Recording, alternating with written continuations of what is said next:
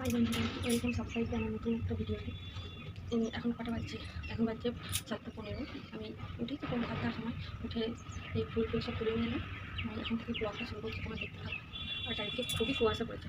এখন সাড়ে সাতটা বাজছে, মানে সাড়ে সাতটা বাজতে যাচ্ছে, এখনও চারিদিকে কুয়াশা একদম।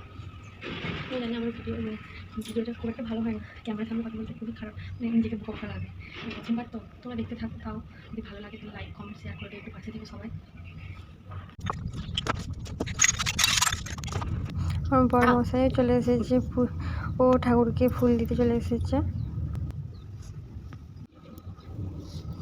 এই থালাগুলো এবার দোকানেতে দিয়ে দেবো। এই দুটো থালা দোকান ঘরে ঠাকুর আছে, সেখানেতে দিয়ে আসবো।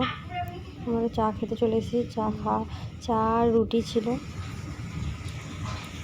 তো চাটা আমি নিয়ে যাচ্ছি দোকানে, মিস্ত্রিরা আছে, সবাইকে চাটা দেওয়ার জন্য নিয়ে যাচ্ছি।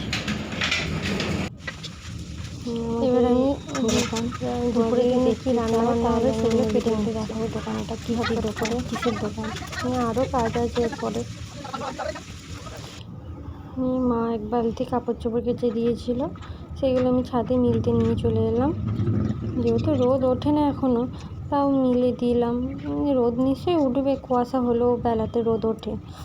বন্ধুরা, আমার সব কাজ কমপ্লিট হয়ে গেছে। এসে দেখছি আমার বিছানা সব তোলা হয়ে গেছে। বর্মশাই বিছানা তুলেছে আজকে।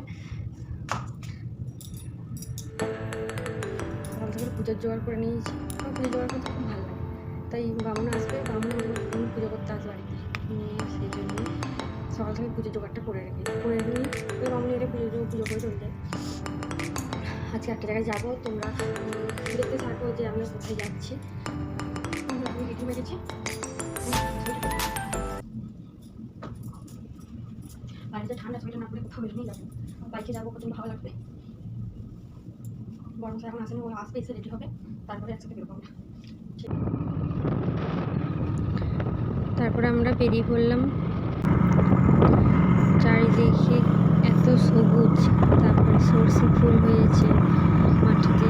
আমি ওকে বললাম যে একবার দাঁড়াও, একটা ছবি তুলবো। ও কিছুতেই দাঁড়া। যেখানে যাওয়া বলেছি সেখানে পৌঁছে গেছি। দেখো তোমরা, কালকে এখানেতে যজ্ঞ হয়েছে।